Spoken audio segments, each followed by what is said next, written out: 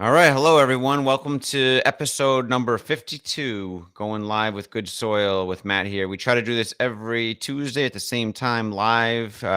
Hopefully, a certain amount of people find that valuable. Otherwise, we should just do recorded ones at our convenience. But this time, we've both carved out of our day every week to try to make sure both of us most of the time are available, but at least one of us, then we have a guest host if that's the case. How do you think it's gone so far this year, Matt? Yeah, pretty good, honestly. This is something I wasn't really sure what was going to happen with it, but we just have kind of committed to sticking to it, and it's kind of our idea of, open sourcing some of our thinking and our kind of investment like strategies in real time with people, which I think is a pretty unusual way of doing things for professional money managers. But I think for us and for our community of people who kind of follow the work that we do, I think the feedback's been pretty positive, probably more positive than I would have expected. So Yeah, yeah, I think yeah. it's been a good experiment so far. What do you think? I think so too. It almost forms like a unique. Almost helps to form like sort of a unique fellowship amongst retail investor, individual investors who are market participants and whatever, whether they're part of the media or whether they work at a institutional firm, even as a portfolio manager, they just want to hear different perspectives. But a bunch of people just get to congregate together with us to hear different ideas or different ways of looking at the macro markets real time. And we try to take a lot of feedback in from the comments, and we read comments and questions and half our, so it's been really, really good, I think, so far. We'll try to keep it going, and it's been fun. So usually, as usual, we start out with macro market stuff, and then we go into like Tesla, Elon, and other stocks that we follow, and then Q&A. So I guess as normal, yeah, macro market. It's a bit confusing. Last week was really strong. This week is off to a poor start. Almost, it's just up and down, and a lot of people were speculating that the end of the month, we'd just sort of see a continuous rise for rebalancing purposes of institutions, pension funds, whatever, and also the Russell 1000 index rebalanced last week. I guess that was some kind of important thing I to think it be was done. overblown, but yeah, Yeah, I think there it was was that overblown too. commentary. Yeah, yeah, yeah. And the options expiration the other week, and yeah, it's an interesting ride this second half of this month. What are your thoughts, Matt? Any Yeah, ideas? What's it going has on? been, and I mean, honestly, in the last week, there hasn't been a whole lot of macro news. I mean, I think really like we talked about last week, that the big thing was the options expiration the previous Friday, and I think the removal of a lot of that, delta dollar, put exposure, probably led to the rally that we saw last week. And there hasn't really been any significant news one way or another on inflation or macro anything really. So to me, it was great the rally we got last week. We're giving a bit of that back here today. It was kind of interesting too the way today started with like a decent rally in the morning, and then it all just kind of just slid pretty aggressively throughout the morning. Mm, So yeah, I don't know. I mean, my sense is, and I've been feeling this way for a little while, that we're probably not going to have any strong sustainable rally up until we get to the point where you've got meaningful information. So whether that's macro news like inflation for June, which will come out, I think it's in 2 weeks. I don't think it's next week. hmm And then for company specific news like Tesla deliveries, which will come out this weekend, hmm then I think we start getting into earnings season, and that's when I think we could start seeing some real moves, because it's been like this huge downfall that we've seen has really been a bit of it was in January, but a large chunk of the move recently has been just after earnings reports for most Yeah. companies. So I think it'll be very interesting to see now that we're a little bit into this. Q2 is like a period when companies were performing in the middle of all this macro uncertainty, and so how are they performing then? So I think we're going to start to see a little bit more divergence between the companies that are able to weather this storm and those that are not. Yeah, So I think the for sure the earnings will make a big difference as long as there's no major macro market changes. Right now, we're kind of in this period of everyone knows what's going on with the macro market. Interest rates are going up, at a certain dot plot schedule. As long as that dot plot doesn't change drastically in the coming month or couple months, then it seems like earnings hopefully should help boost the good stocks overall, at least. But I think one thing that's interesting is the lower these valuations are coming, the more you see like buyouts of, like, we saw the rumor of FTX buying, speculating that they're going to consider buying Robinhood, and I think Sam Bankman-Friedman came out right away and said, like, there's no active merger acquisition talks. Like, he threw some cold water on it, but Bloomberg reported it not out of like nothing, like, I think they probably did have some internal discussions of like, okay, what would it take if we did want to approach Robinhood and buy them? Are we allowed to from a regulatory, because they're probably thinking about it, but they probably aren't having active talks, so all these Right. valuations, whether it's Robinhood or all these tech stocks that have been get cut down by 90, 80, 90% from a year ago or whatever, I think a lot of them are attractive buyout targets for, I've seen a few headlines of companies being bought out already, software companies. And so if they get cut in half again, imagine just like, how many firms are going to be trying to buy a lot of these tech firms out and take them off the public markets just because it's such an attractive valuation to get them. Yeah, I mean that's we've been saying this for a while, but that's kind of my main concern with Lemonade as an investment is like they're basically Yeah. trading at cash right now. Yeah. And so any company, investment company could buy them out basically just to kill the competition and take the cash, right? Yeah. Yeah. Or you could buy the some of the licenses that they have in states if you wanted to just be aggressive, or just buy them for the technology. So I think there's a reasonable chance that you could see an increase in M&A activity where a lot of the incumbents are just kind of scooping up these these small companies that are just trading at a like $1 billion, $2 billion range, because that could be attractive on a number of ways, whether it's just kind of tamping down on competition that could be coming, or whether you want to just kind of selectively cherry pick a couple of the assets. I mean, M&A is a great way to do that right now. But it could be a bad news for stocks. Like if somebody came in right now and offered Lemonade like twice the share price, I'm pretty sure they'd have the shareholders would approve it. But at the same time, it would about kill me. Be like, no, like there's so much opportunity here. I know. That's why I think when you have the founder, it's important to have the founder like Rocket Lab. I don't, even though they, someone could, they're trading at like 1.8 billion, but they're sending, as we're going to talk about later, they sent a satellite to the moon, like it's on, they're doing tremendous things other than SpaceX as a private company, and they're trading at a valuation of like 1% of what SpaceX is. Yeah. So I could imagine, whether it's ULA or Boeing or someone trying to buy them out. But when you have a founder like Peter Beck, or I think in Lemonade's case, Daniel Shriver and Shai Winiger, especially, those are like the founders. I think when you have like founders that are such a big part of the company, own a large amount of it still, I think there's going to be hopefully a reluctance to sell out even at like a double the valuation price of what if they sold to, I would think that they have a longer term vision for their baby, their identity, their company.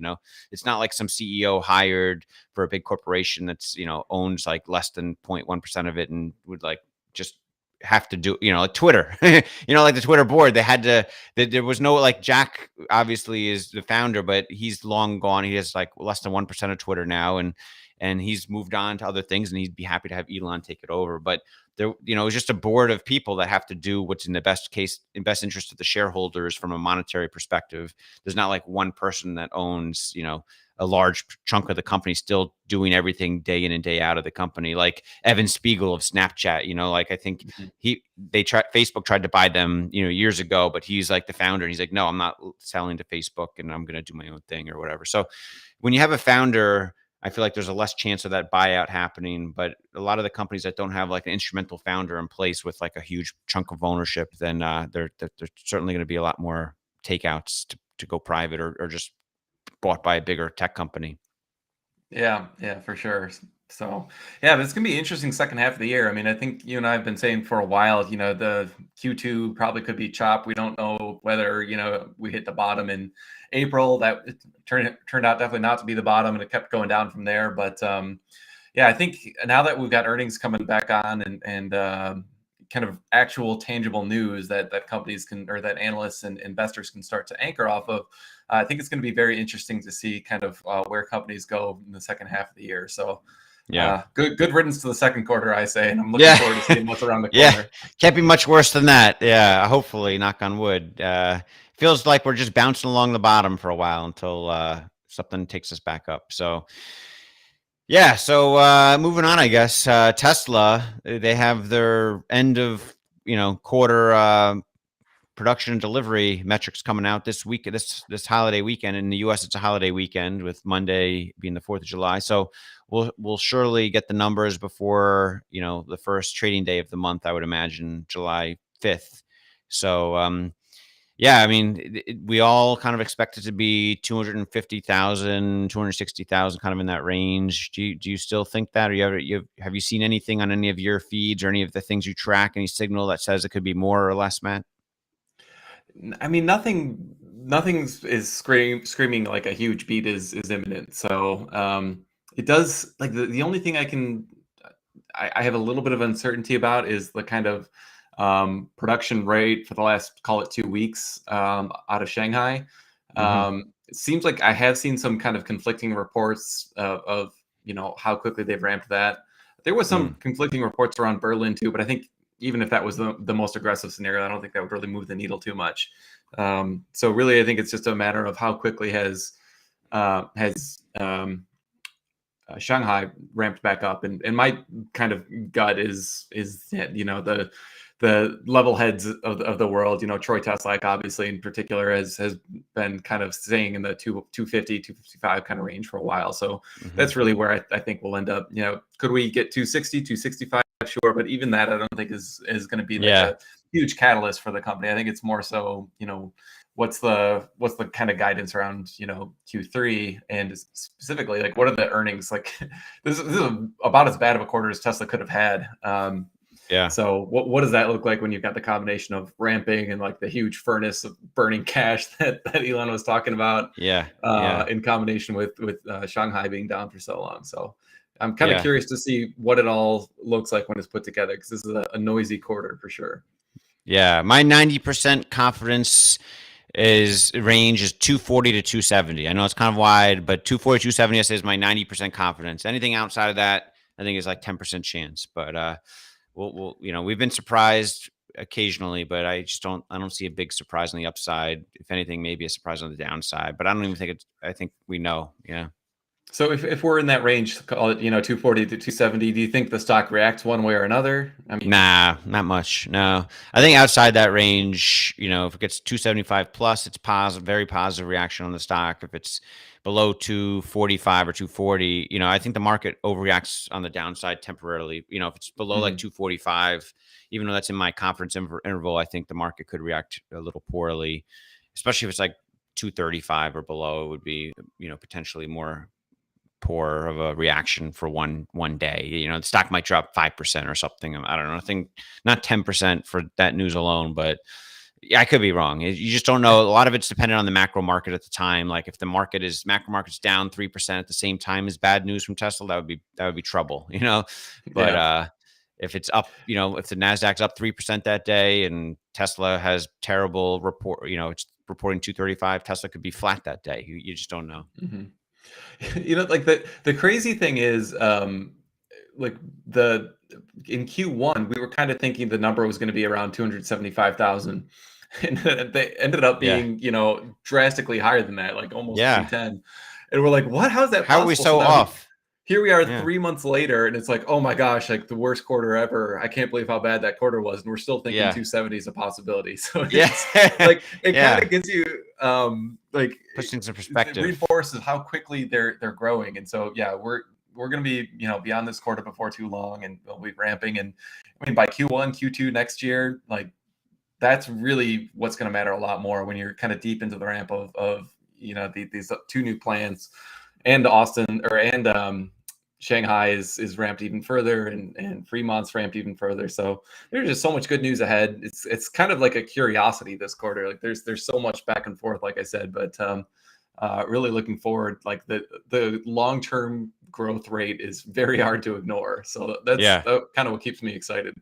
Yeah. Yeah. I agree. Long-term growth rate and the margins are gonna, do you think they're gonna take a hit this quarter? I mean, the automotive gross margins, because less profitable cars are being produced out of China. It seems pretty obvious they would take a hit, but how much of a hit do you think they take?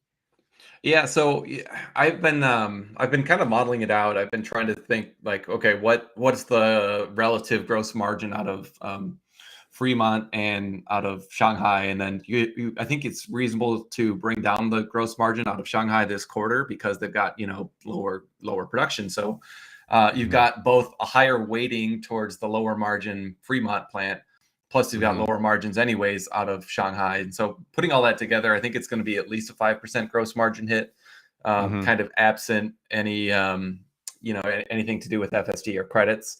Hmm. So I think it's probably going to be like 5 to 6%. But I do think I've been looking at some signals and like I was doing a bunch of Twitter surveys around FSD take rate, and I think it's reasonable that there's actually going to be an FSD take rate increase this quarter. So I don't think that's going to come close to offsetting the call it 5 to 6% gross margin hit on the kind of manufacturing side.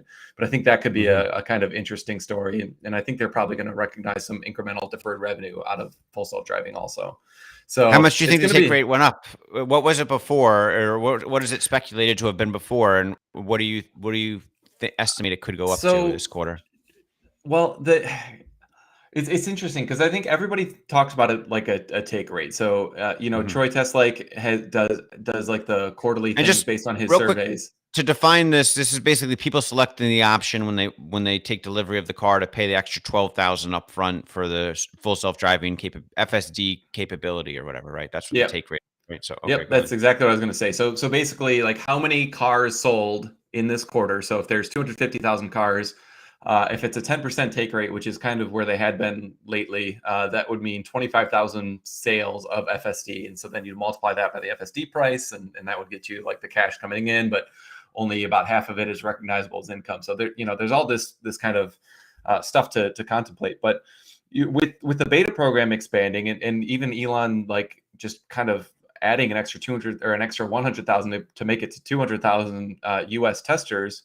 If you look at like the total, like the implications of what that means regarding like the total size of the testing pool relative to just US sales, it's a pretty high rate. And then on top of that, a lot of people with full self-driving like that purchased it in the US still don't have it.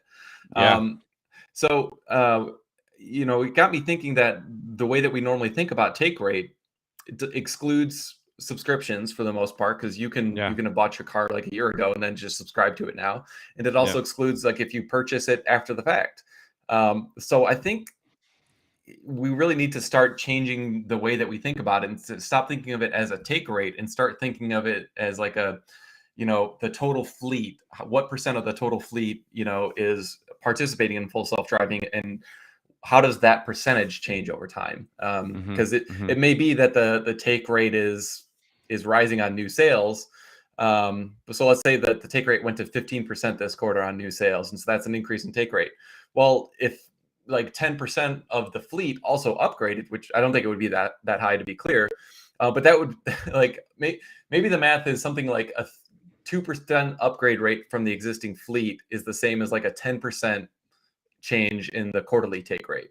So Hmm. there's such a larger pool of existing cars out there, that Hmm. like a very small change to how many of them opt to upgrade in a given quarter can have a really big impact on any given quarter's financials. Um, so it's a very long-winded answer, Emmett, but I Yeah. do think it's going to be a decent size rate. So maybe next week we'll walk through the model and I can kind of show some of these numbers in a bit more detail, and maybe we'll run some sensitivities around it. Yeah, yeah. I think we should walk through the model. Next week we'll do a demo on the YouTube live video version. You'll be able to see Matt's model and walk through it a bit after we'll have the more data on the production deliveries. And I see I do agree that the take rate has increased. I just don't know by what. If it was 10% before, maybe it's 12 or 15% now. I don't know, but I do believe take rate must have increased based on all the exposure and publicity FSD beta has been getting, especially with these recent, releases where they open it up to a much more wider audience. Then you can just imagine people buying their Tesla and be like, hey, you know what? I want that because it's coming. I just want to buy it. And with that now, so you can imagine an incremental amount of people.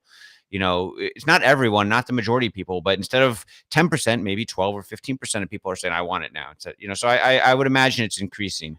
But we'll have to find out when we can try to reverse engineer that number, I guess, when we get their actual earnings report.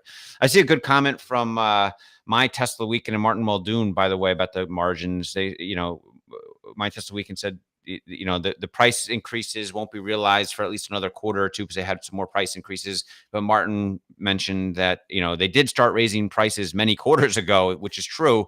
And the wait list was like 6 months plus at that time. So those price increases didn't really are going to be realized this quarter, to a large degree. So that'll help offset, that'll help improve gross margins further as well, you would think. Maybe I would think, there's inflationary costs that have gone up in terms of like raw materials and stuff, but you got to think these price increases that Tesla has put on have outpaced the inflation cost pressures they've hit. What do you think, Matt? Yeah, I definitely agree. I mean, it seems given the backlog that they have, I mean, still a 6-month wait list. It seems pretty clear to me that the price increases have been more kind of demand driven than supply driven. Now, I don't think 100% of the price increases are going to drop to the bottom line. I mean, this is definitely an inflationary environment. They're definitely paying more for lithium and for steel and for all the different inputs that go into the product. But I think, I mean, I wish I had like a chart of like, for a given Model Y configuration, like how much it's gone up over the last couple months, but it's been like pretty drastic how significantly the increases have been laid in. So yeah. I do think it's going to be positive for gross margins overall, and I would expect ASPs continue to increase. Yeah, and I see Tesla Economics, one of my favorite Twitter handles for Tesla stuff, in the YouTube comments saying, I'd like to echo what he says, which is many new Tesla investors are beginning to understand that investing in Tesla is not an easy game. Yes, I think they should have hopefully been understanding that for the last 6 months or so, but by now, surely it's been imprinted on their P&L to understand that, Tesla is not easy. It's better. It's good. It's just growing so fast. And so there's so many businesses within it. It's a conglomerate, really keep your conviction in these trying times with the macro market and Tesla down, 40%, 50% from its all-time high or whatever. I think at the low it was down like 50% from its all-time high. To have that conviction to not sell, like you can't just be like a whimsy investor, like, oh, I'll buy this. Everyone's telling me to buy it, because then you'll probably sell on the way down, and you'll miss out on the upside later. So the more conviction you can get, and by studying all the businesses within the conglomerate that Tesla is, the better. And I think you can get a lot of conviction also talking to bears. I know this has been a hot topic lately in our Twitter threads and stuff, but talking to bears, I think, and listening to the bears, as difficult as it may feel like to be at some points, like if you can kind of listen to them, and if you think they make a good point, then you research like crazy with the bullish side, or all your resources you have. Like, why is that wrong? Why is that wrong? And, you know who to go to for accounting issues, or who to go to for battery specialty stuff, or whatever. Different YouTube channels, and you could. Every time I've done that, I've always found counter arguments to whatever any bear said, and that helps bolster my conviction. But just knowing that I can do that gives me more conviction. Like we've been talking to that guy Drew Dixon, who we had on our recorded interview. He's a great open-minded Tesla bear. He's phenomenal. He's great. Yeah, and I want to get more bears. When you talk face to face, on a virtual meeting, it's much more polite. People are adults, like when you're spatting over Twitter, people get upset and troll each other. It just gets out of hand quickly. But I think any Tesla bear, if you talk to them face to face, especially if you bring like charity into the equation, how can people be mean to each other? We're going to be respectful to each other's faces, I think, and the guy Drew has been great. And just over the weekend, he sent us he spent a lot of time and effort. He's a very smart guy and knows the business very well. And he spent a lot of time diving into the NHTSA crash testing data. And so engaging with Drew has turned into be like an asset to my conviction of Tesla, because he's actually done some extra work. Someone who's very skeptical of Tesla has done a ton of extra work on NHTSA crash testing, trying to figure out, is Tesla really the safest car, or is it just a bunch of Tesla bulls being biased about it or whatever? And he came back to us with data showing that, yeah, Tesla indeed, the Model Y indeed is far the safest car according to all of NHTSA's reporting from their website. It was really impressive.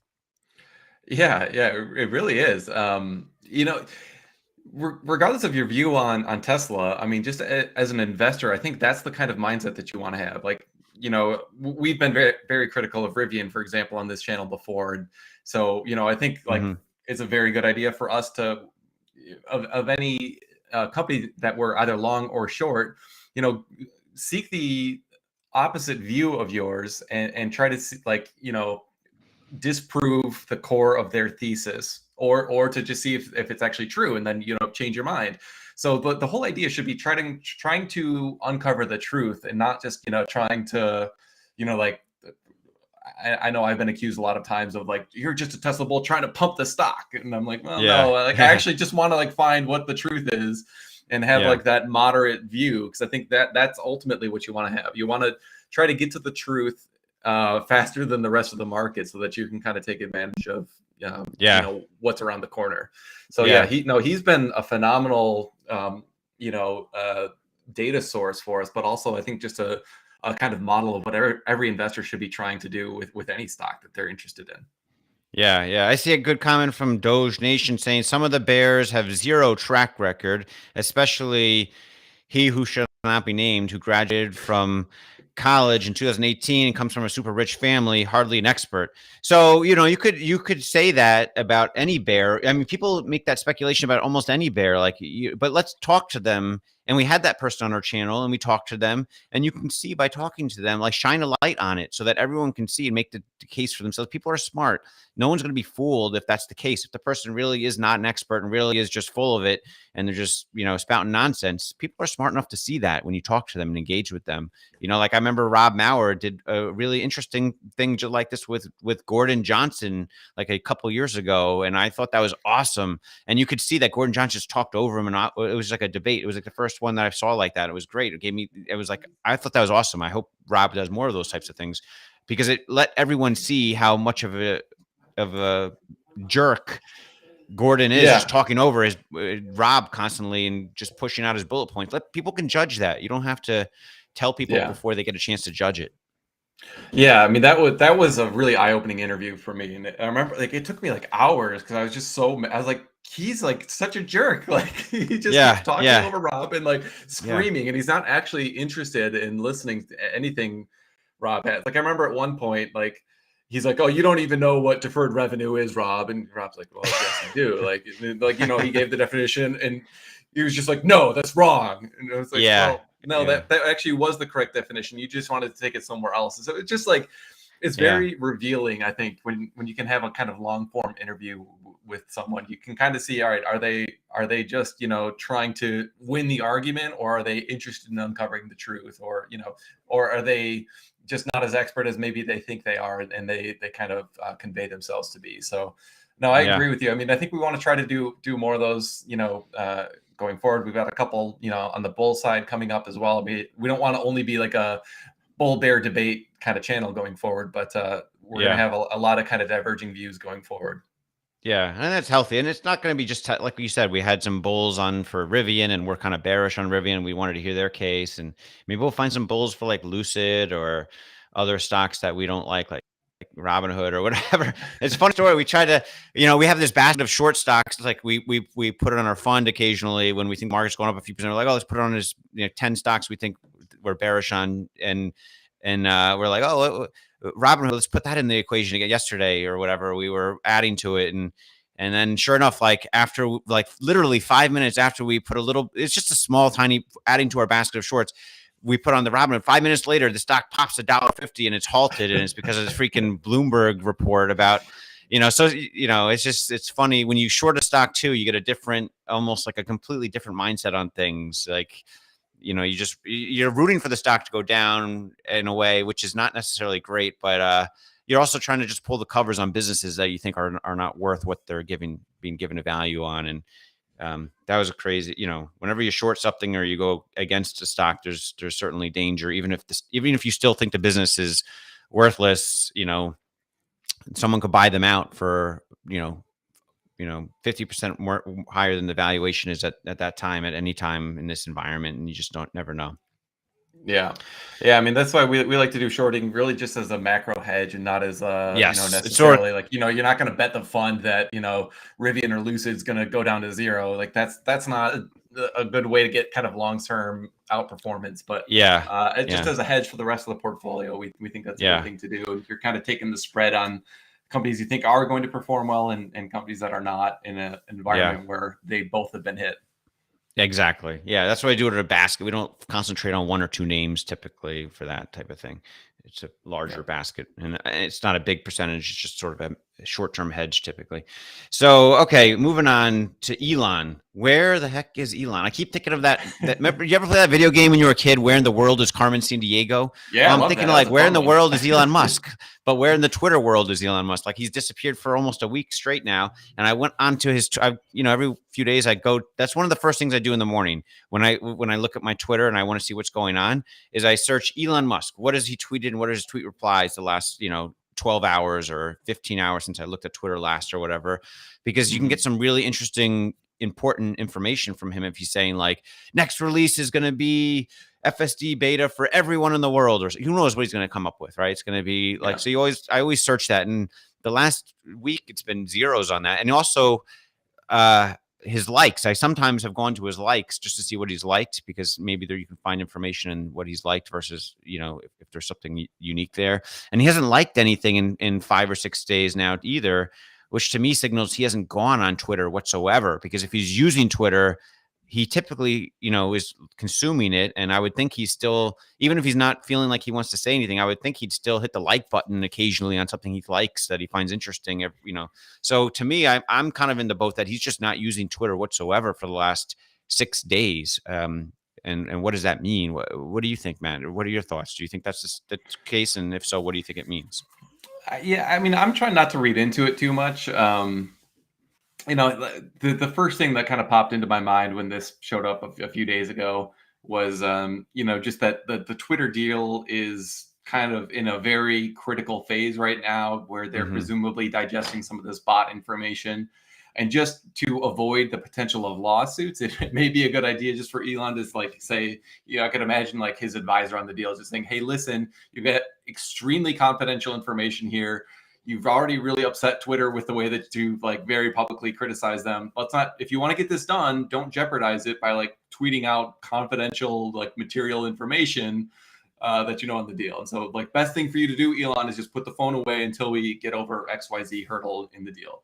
So Mm-hmm. that to me seems like a reasonable thing that could be going on. But it's also end of quarter, and it's also you know I've taken breaks from Twitter in the past. I mean, I gave up Twitter for Lent a couple of years ago, and that was like a really nice experience for me, just to be like, oh, you know what? Wow. It's actually kind of nice to get away from Twitter for a Yeah. while. And Yeah. it just Yeah. becomes a habit where you're checking it too much. And so I could see it being something similar for him in a small way. So I personally am not at all worried about it. I mean, there was the news that John Kreider had seen him, I think it was 2 days ago now, and Yeah. he was fine. So I'm Yeah. not reading too much into it, to be honest. But what do you think, Emmett?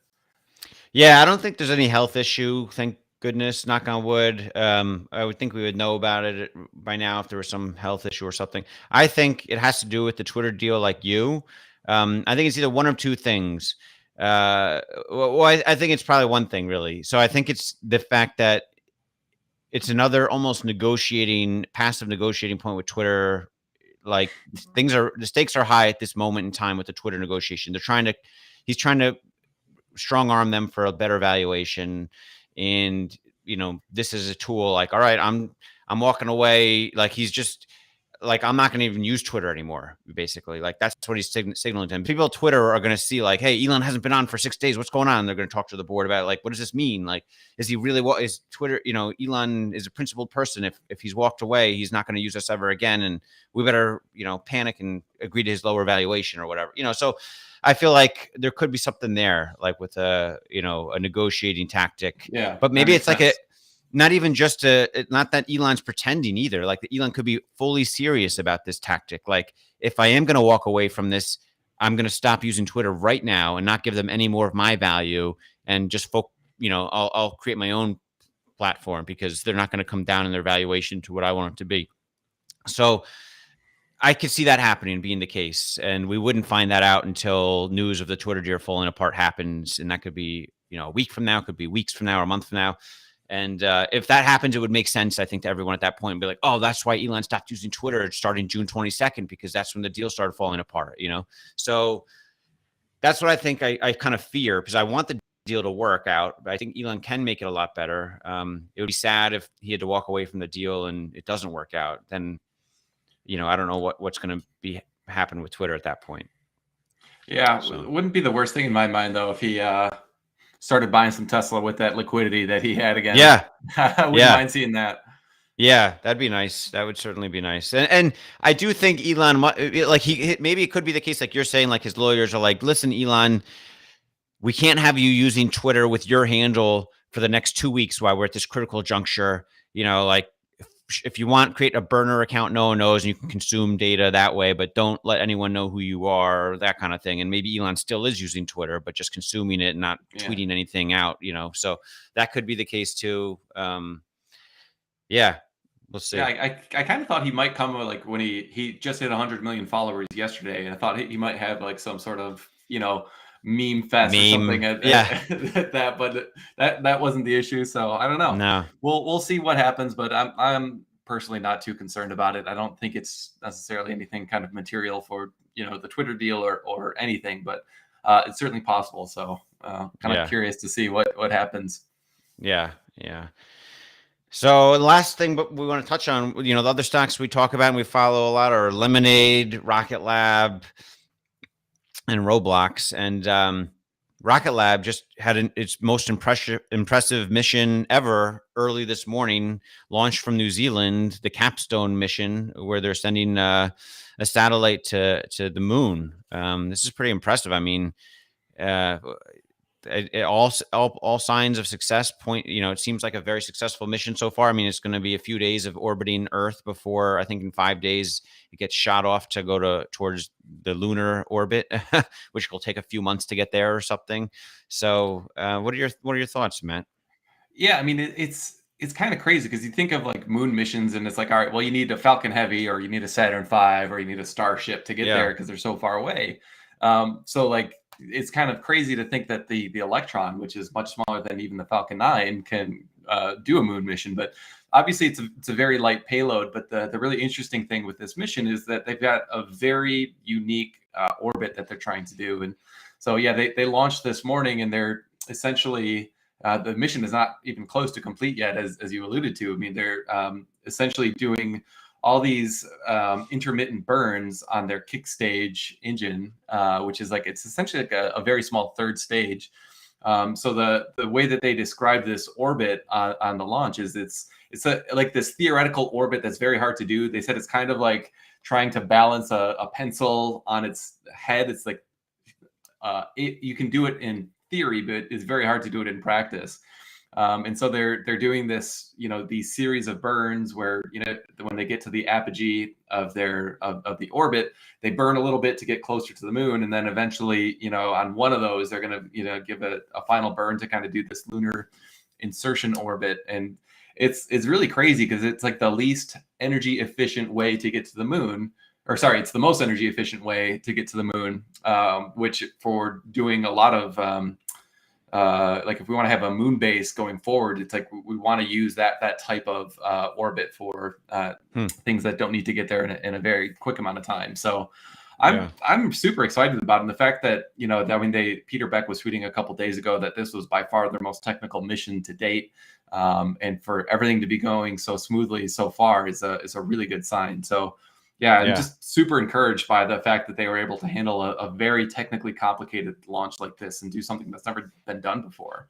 So did you have a chance to watch it, or I did not watch the launch. No, I just caught up on all the news headlines about it, all the up-to-date news headlines on it. And just so people know, Rocket Lab, we've been big on Rocket Lab we've been buying up Rocket Lab in our fund for about a year. I think we went public with it last September. But we first encountered it because we're huge Tesla fans and SpaceX fans, obviously. And we spent a lot of our time researching Tesla and SpaceX. And by researching SpaceX, you find out what other players are in the industry, right? And there's a whole lot of space companies out there, and a lot of them that seem to be very exciting, but something really stuck out to us about Rocket Lab, and it still sticks out to us. And we really dove deeper into it, and it just made sense because it's the only other private company sending things to lower Earth orbit consistently in any way, shape, or form. So it seems to be that's the real, point to break in if you could send things to lower Earth orbit, that's the hard thing to do, and only SpaceX and Rocket Lab are doing that and have been doing that for years now. So it seems like to us, Rocket Lab is a second place to space. It's clear distant second place to SpaceX, but it's a clear distant second place. And what should that warrant in terms of valuation, we think, right? So SpaceX gets 125 billion valuation. Rocket Lab, what should that be then, right? And right now it's trading at like a less than $2 billion valuation. When we first started covering, I think it was like 4 or 5 billion valuation, and we thought that was still a good deal. So we'll just see how it plays out over time. It's a long-term play, that stock. So let's go on to Q&A, I guess, unless there's anything else you wanted to say about any of that, Matt. We'll just go on to Q&A for the next 20 minutes. Yeah, let's do Q&A. All right. So Q&A from Ben Toski on Twitter. Now that you've been working together for a year, what's the most important thing you learned from each other? We have been working together for almost 18, like more than a year, I would say 16, 17 months, 16 or 17 months now, actually. So yeah, I mean, I've learned a lot from Matt.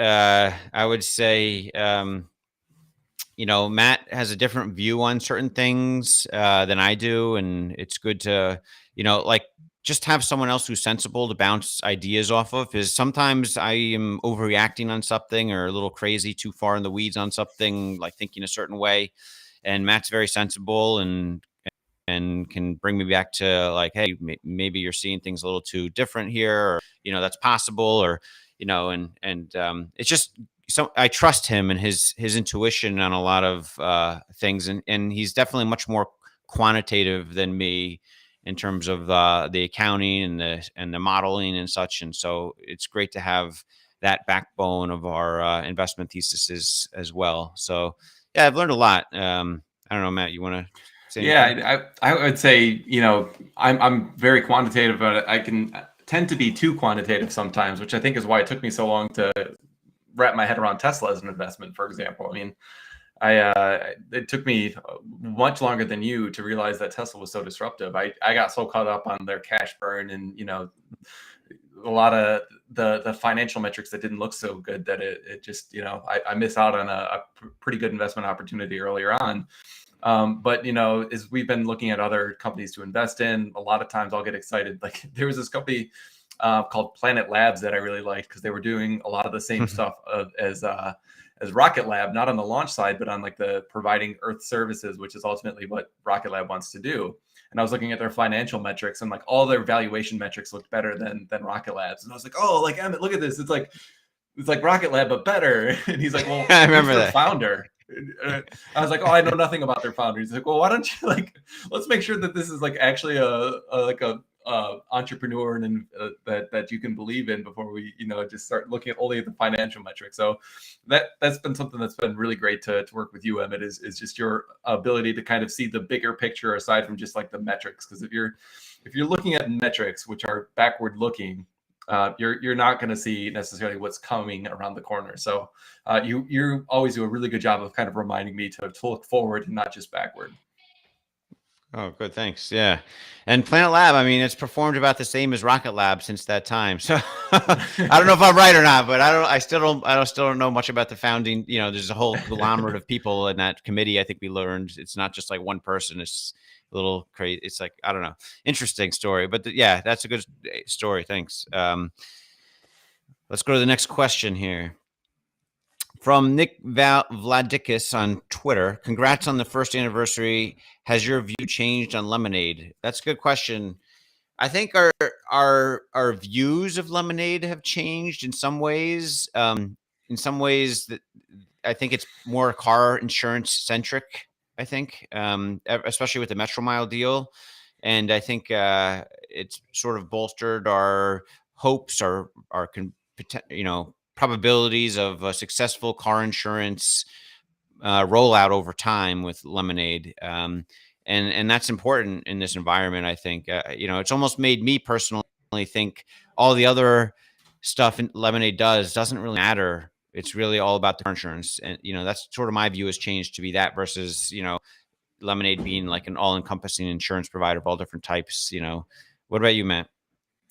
Yeah, I mean, I think a year ago when it was trading at a much higher price, I think we were a little bit more abstract in our thinking about it, to be honest with you, which was probably a good lesson to have learned, painful lesson, but we were just thinking, okay, well, the insurance opportunity is so big and they're clearly disrupting, so they've got a lot of market cap they can essentially eat, but I think that was probably pricing in a little bit too much execution risk. With where we are right now, though, I think it's forced us to become very specific on what we think the near term opportunity is. And so we've tried to do that very neutrally. But like several times, we've gone back and said, okay, like, should we sell? The market's clearly, saying that, they're overvalued. But the more we've dug into it, the more we've actually been convinced that there's a very strong kind of upside move that could pan out here in a potentially relatively short amount of time. So yeah, no, I think our views have matured, I would say, on Lemonade. But I think my conviction, at least, has continued to grow. They have a lot of execution they still need to do, to be clear. Like they have to continue to grow in-force premium and revenue per customer and all that, and they need to kind of get a hold on their operating costs, which I think they should be doing this year.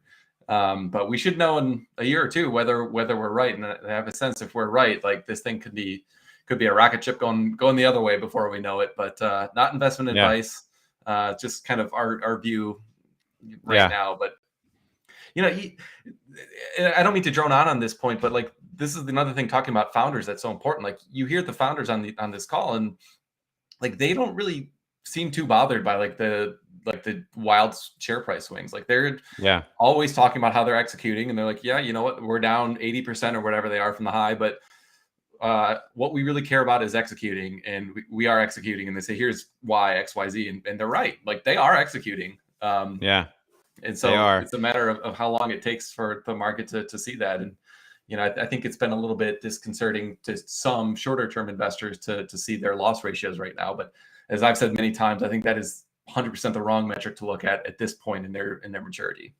Yeah. And the way I think about Lemonade is a perfect case study of a binary outcome stock, sort of like Tesla was. Like Tesla I turned out to be right, or a lot of bulls were right, and so the binary outcome on that was like explosive. And Lemonade, if the bulls on Lemonade turn out to be right, the outcome will be explosive, right? But if the bulls are wrong, then Lemonade just dwindles away slowly, gets bought for maybe a valuation a little bit less than what it is now after it's burned more cash or something, So, at this point, it just seems very attractive as a binary play to us, especially, I could talk myself into like putting all my eggs into the Lemonade basket almost just for that reason. But I'm biased. I know I'm biased. So I got to say, okay, in my mind, there's like a 60-40% chance I'm right, or 50-50% chance. So I don't want to risk everything on that, 40% chance I could be completely wrong about Lemonade. And it just the technology doesn't seem to do anything, or it's just too cost prohibitive, and no one's getting into car insurance, and they just, so it's a binary outcome is the way to think about Lemonade for sure. There's just no one else doing what they're doing, in my mind, from an insurance vertical integration point of view, kind of thing, in terms of technology, and no agents, just a whole different business model, So yeah, we'll see. So let's go to the next question. From PinNick075 or some numbers on Twitter, GigaPress supplier is Idra. Can Idra supply to Tesla's competitors, making sure that this is an advantage for Tesla? I think Volvo or someone already has placed an order for an Idra. I read a report a while back, like a few months ago, Teslarati or someone reported on it, or maybe it was in a podcast or something. But I think Volvo or Volkswagen, I think it was Volvo though, placed an order with Idra, and they're like the next Idra confirmed, like they're the only other person to place an order so far, and it's like a 3-year or 2 or 3 year they'll get delivery of it, because you have to like this GigaPress is like, it takes a year or a couple of years to like build and process, or I don't know, it takes a while. So there's certainly a lead for Tesla with it in terms of at least a couple of years. And Any thoughts, Matt? Yeah, Brian from Next Big Future in the comments says that Chinese EV makers are making IDRA orders. So Mm, yeah, yes. I don't think there's necessarily anything, like an exclusivity kind of agreement with Tesla. Um, but I don't think there necessarily needs to be either. I mean, this is like one of the things talking to Drew Dixon and I was talking to Brad Munchin recently, who's he's a very vocal Tesla Twitter critic. And they're kind of this view that like, oh, all these other OEMs are coming, and it's just a matter of time before they eat Tesla's lunch because they're starting to implement the playbook now. And Hmm. I'm just thinking like they don't have the demand anything close to what Tesla has, and they don't have like if they're starting to order things from IDRA now, it's like all right, well you're like 5 years behind at least. Yeah. Yeah. So I just Yeah. I I know Tesla's not going to be 100% market share, like that's crazy, but I'm just less concerned with competition coming and kind of Yeah. taking stuff away from Tesla. I mean, the more I kind of hear that argument, I'm like, well, show me the proof. Like I'm Yeah. like dying for the Ultium teardown. That those guys, Yeah. what's his name? Is going to Jim. do. Well, GM, Oh, yeah, Sandy Monroe, Sandy Monroe, yeah, they're going to do an Ultium whenever they can get their hands on one. Because like which will probably GM's been never. They'll like probably never get talking their hands on it. Ultium forever, and I'm like, I don't. It doesn't sound Yeah. like the best platform to me, but I could be wrong. So I don't Yeah. know. I Just mean, felt like how there's no fast? answer. Yeah, I mean, Tesla is innovating, and the IDRA press. Elon gave his story in like I think one of those recent interviews with Silicon Valley about the IDRA press and how he called up a bunch of places and they're like, no, we can't do it, we can't. And they found one person that's like, maybe we could do it, and he's like, you're doing it, and it was the IDRA Yeah. people or whatever. And so like Tesla is so far thinking out of the box in terms of innovation compared to any other company out there. Like they were the first one to make a cool EV. Right now, everyone's catching up. They're the first one to do over the air updates. People can't even catch up to that. They're the first one to do manufacturing with the IDRA press, and like no one else would have ever dared to do that. And people are trying to play catch up. And so like everything Tesla's doing, people are copying, but they don't even copy it as well as Tesla's doing it. And it takes years for them to copy it. The China EVs are the closest and the best at copying Tesla in a lot of ways. And they have like a substantial market share in China, of course, right? And they're going to be the biggest competitors, I think, instead of outside of Tesla in terms of EVs of the future. So we'll just see. Everything else is just like marketing and GM and Ford and Volkswagen. Yeah. It's a lot of marketing gimmicks and announcements and such. And we're going to It, build this factory. I've heard all these announcements years ago. We're going to build this EV factory in Norway. Like none of this has ever really matriculated much. It's yeah. crazy. It reminds me of do you remember that picture that kind of went viral a couple years ago about like the Ford supercharger, and it was like the same design as Tesla's except they made Oh, like the string too long. So like Tesla's superchargers like they've got the nice hole and then it loops right in there, so like you can yeah. hold it in like that. But like Tesla or Ford did one, and they made the cord like 2 feet too long, so it was just like looping out of the space in the thing, and it's like somebody tweeted this comment like, "Good job, Ford. You completely copied Tesla's design and like still effed it up." And I was like, Yeah. it's so true. It's like It is true. like Yeah. you're not Yeah. even copying well. So I Yeah, the don't know. supercharger network, they can't even do that right. Like they're trying to outsource it to third parties, which is a disaster. Electrify America just got like a 2.5 billion valuation. Is that even a stock yet? Can I short that? I want to short these things. It's freaking crazy. So the third party supercharger networks are a disaster and a half in my mind. It's just, oh my gosh. Anyway, I can go on. Let's go on to the next question. From Dan Mac 51 on Twitter, will you do an update interview on the space industry with the Terran Space Academy team? Oh, that was really good. Yeah, that was a good interview we did a while back, roundtable. We should do another part to that soon, maybe with updates on what SpaceX is up to and Rocket Lab and other players. What do you think, Matt? Yeah, no, that would be good. It's been I mean, there has been a whole lot of developments on Rocket Lab's front lately. I mean, Yeah. they're kind of in the middle of a big update, but I know a lot of other companies have been working on some updates. So yeah, well, I think we'll definitely do some more at some point. what we have found, just kind of anecdotally, is that there's definitely much less interest on the other names in our portfolio other than Tesla. Yeah. So we'll keep Yeah. doing those, but I think there's just generally going to be less interest on anything that we do that's specific to Roblox, Lemonade, or RKLB. But that's fine. Yeah. We don't That's need fine. the Yeah. adulation or the views. That's not really why Yeah. we're doing this. Yeah. All right. From Evan Glansmith on the YouTube comments question: thoughts on Michael Burry now flipping to believing there will be a bullwhip later in 2022 due to inventories building and causing deflationary pressures, causing the Fed to pivot. So, yeah, I mean, I think Michael Burry, he's an interesting guy. He's very abstract. He's wrong a lot. He's been right a couple times. He sees the world differently. I think he's probably, it makes sense. I mean, this is something sort of Kathy Wood has been saying too. He's just saying a different language using the word bullwhip or whatever. But I think, a lot of people are recalling that the Fed's going to reverse course sooner or later, seeing deflationary pressures coming in. Matt and I think that's very, I don't know if it's probable, but maybe it is close to probable, but we both think it's a realistic scenario that could play out later this year. You have any thoughts, Matt?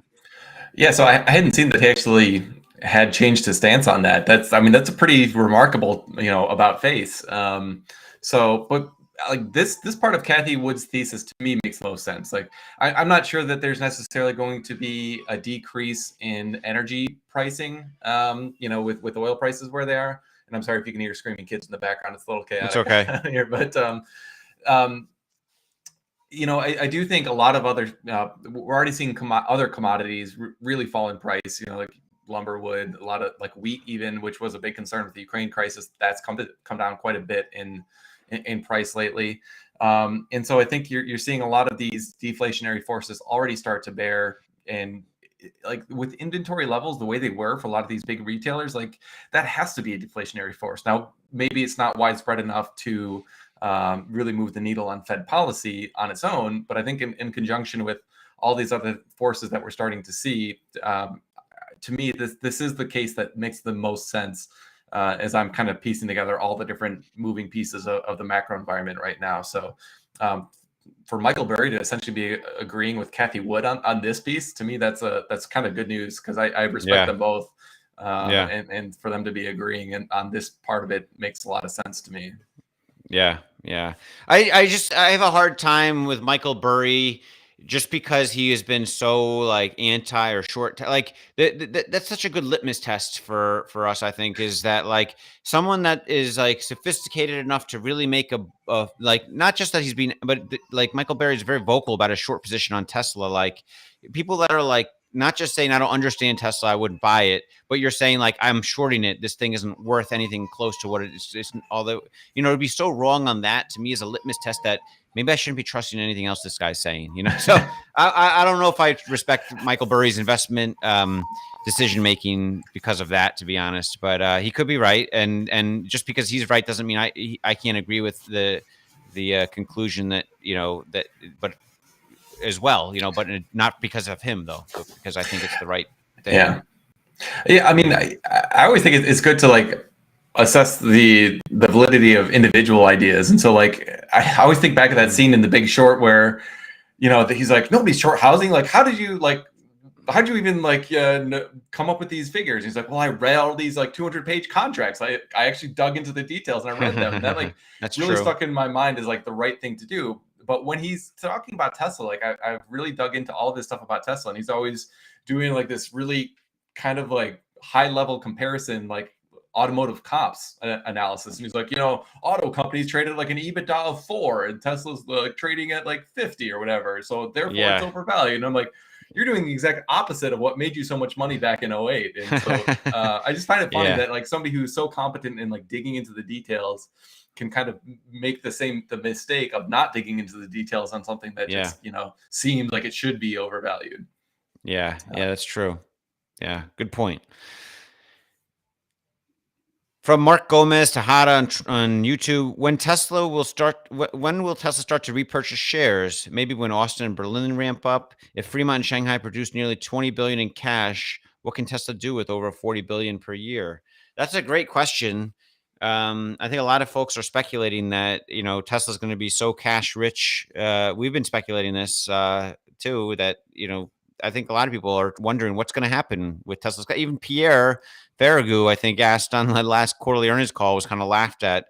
I think they were laughed because they know it's like funny but serious, but they wanted to laugh like as a joke. Like, you kidding me? We got to figure out how to not have inflation, lose our money from that. Or, I don't know. Elon came with some backhanded like comment like that or something, but I think it's a real thing. In a year or two, they're going to be producing so much cash. What are they going to do with it all? They can't build 5 gigafactories a year. Like, what are they going to do with all this cash? And buying back shares seems to be something that makes sense to me.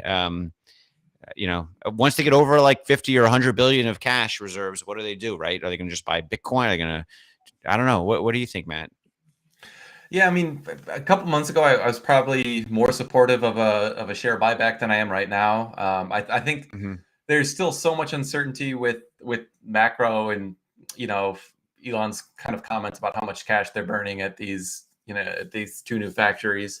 So I kind of think we're not going to see a share buyback, at least this year. But if we get to maybe the end of 2023 and they've built up a little bit more cash, and basically, I think what Tesla wants to do is get to the point where it's like very clear that they've got more operating cash flow on a sustainable basis than they need to have their very aggressive, like insane ramp, that whatever they're calling it with their master plan part 3, where they're trying to ramp up like huge amounts of like raw materials purchases and maybe even opening mines and all the stuff that they need to do to reach insane scale. I think they don't want to risk having the cash that they need to achieve that kind of a very difficult goal, while also being able to survive, in the event that macro deteriorates and maybe they need to cut prices on their cars and their operating cash flow maybe isn't as strong as it had been in the past. So I think they're just going to be conservative. I don't think Elon has any desire to kind of hit up the capital markets again. While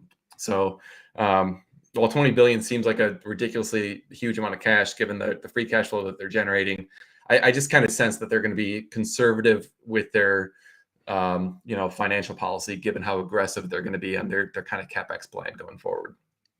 Yeah. All right, let's do one more question. We're about a little over an hour now. So last question is from Eric Dahl on YouTube. Do you think re-offering enhanced autopilot for 6,000 was a deliberate margin lever pulled to make up for Tesla's weak production this quarter? I don't think so. Someone asked Elon about it, and he said, sure. So I forget how it came up, but it wasn't like Tesla outwardly made this decision. I think Elon just kind of reacted because it was such an easy flip of the switch thing they could probably do, that he said, okay, he grants all kinds of wishes. He's like a genie. People ask him questions and he's like, I feel like he thinks people think of him as a genie because they ask him questions like, can I show my daughter SpaceX? And he's like, no, you can see it from the road or whatever. Like, he doesn't want to grant everyone's wishes, but sometimes he's in the mood where he wants to just, grant people's wishes. And someone was like, hey, can you bring me enhanced full autopilot back? He's like, sure, fine.